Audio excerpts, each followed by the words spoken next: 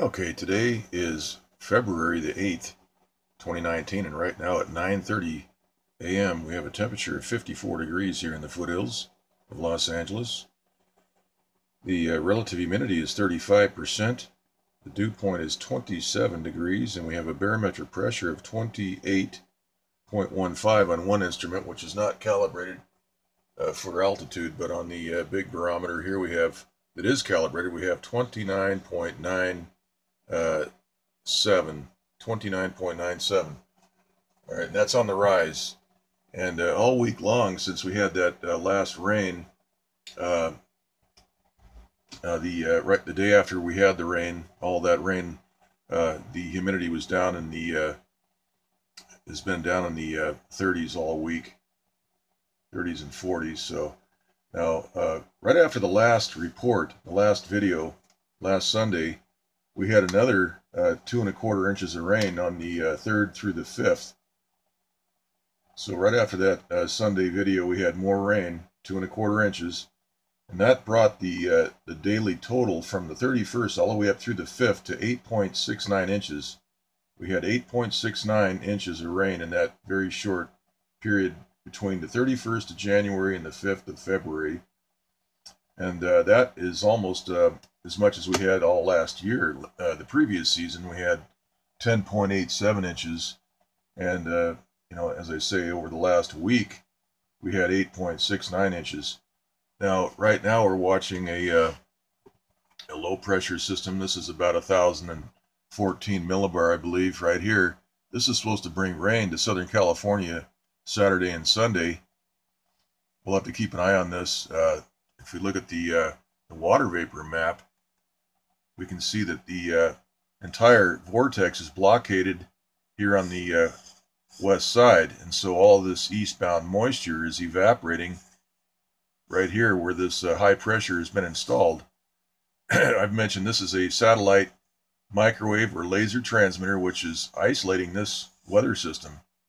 Otherwise, all this moisture would flow right directly into that vortex. This is low pressure. High pressure always flows to low pressure, except when we have this nefarious weather manipulation operation, which is one of the reasons why we don't see these satellite maps on television, on the nightly weather reports, national news, the local news. We never see these satellite maps because this evidence right here would demonstrate absolutely that we have weather manipulation going on. So we have eastbound moisture evaporating right here, right adjacent to the vortex. So out here at sea, we're having very high winds as high pressure is forced right near the center of this counterclockwise spinning vortex. Now, looking at the Doppler map, we can see that there is rain offshore of central and northern California. So the official report, I put quotes around the official report, but that's what we're getting from television, is that we're going to have about 1/4 inch of rain over the weekend from this system here. But this is a very interesting blockade feature here. This is evaporating everything that's moving toward that low pressure.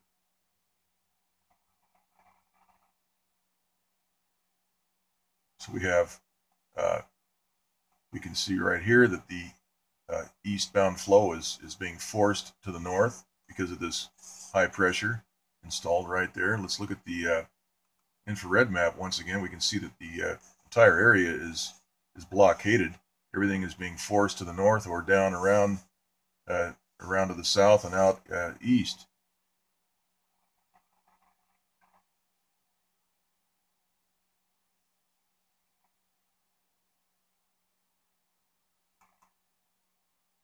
And once again, this has nothing to do, that is, this manipulation we're seeing here, all the manipulation described in these videos has absolutely nothing to do with carbon dioxide. That is a fake news, a propaganda story, just like everything else we're hearing out of the news here in this country we live in.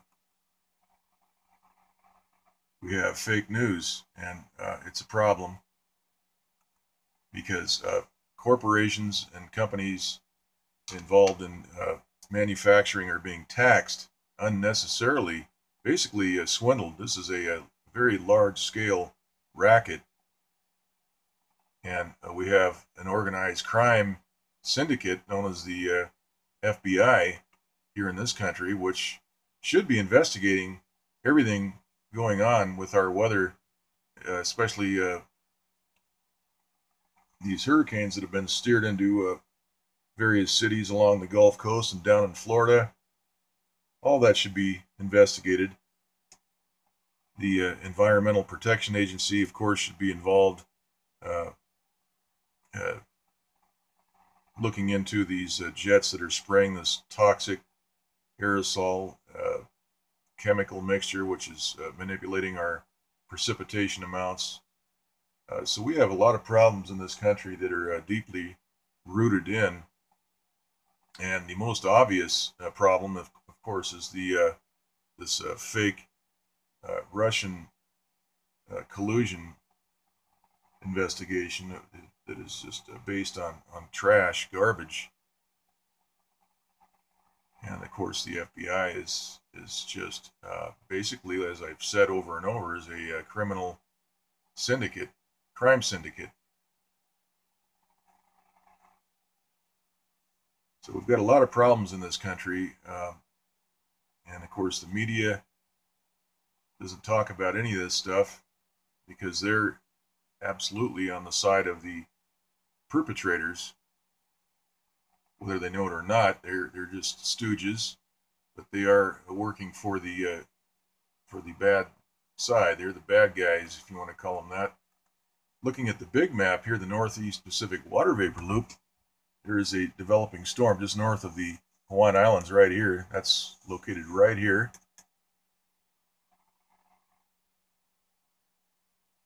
So Saturday and Sunday's rain for central, northern, actually the entire state will come from this weather system right here. We might get some rain down here. We'll have to wait and see. But later on this coming next week,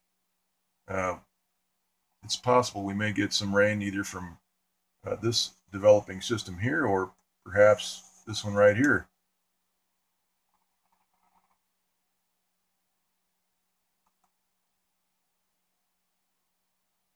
Now, somebody on the channel asked about a wind speed, the difference between a gale and a storm. Well, that's fairly easy. It's all about the wind speed. And a gale force weather system has a wind speed between 39 and 54 miles per hour, whereas a storm, which is stronger, has a range between 55 and 72 mile per hour winds. And then above that, we have hurricane force winds. Everything above 73 miles per hour is in the hurricane scale. You can look at the Beaufort scale. That's where these winds are delineated in different groups. So the gale and the storm and the hurricane are all listed in that Beaufort scale. The Saffir-Simpson scale deals with it breaks down the wind speed for the hurricane between category 1 and 5. So the Beaufort scale, that's B-E-A-U-F-O-R-T, you can look that one up. That breaks down the wind speed that defines these weather systems. Now looking at the surface analysis map, this is a storm right here. It's defined as a storm. But the center has 1,004 millibar pressure. We can see that the storm really has nothing to do with so much central pressure as it does wind speed.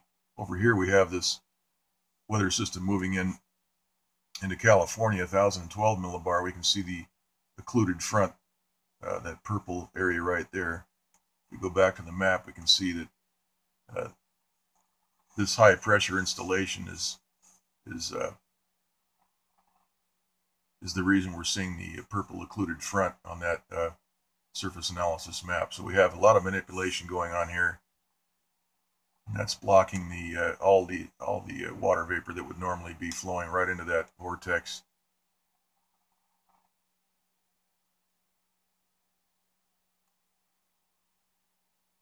Okay, let's look at this is the swell report. We can see that that system is developing 11-foot swells. That high pressure that is installed adjacent to the vortex is causing all this wind out here. We've got clockwise descending air here, and we have rising air over here, this low pressure system. And of course, that's going to generate winds to the south. That's what we're seeing here, winds to the southeast. Get the camera set up here. All right, so that's the report. We're up to a grand total of 21.63 inches for the season. That's great news. That's almost the same amount we had 2 seasons ago. We had all that rain 2 years ago. We had, I think, a little over 22, about 22 and a half. So we're nearly at the amount that we had 2 years ago. Great news. And we hope that the weather remains good. Good rain. We need it. Good amounts of rain. Okay, that's it.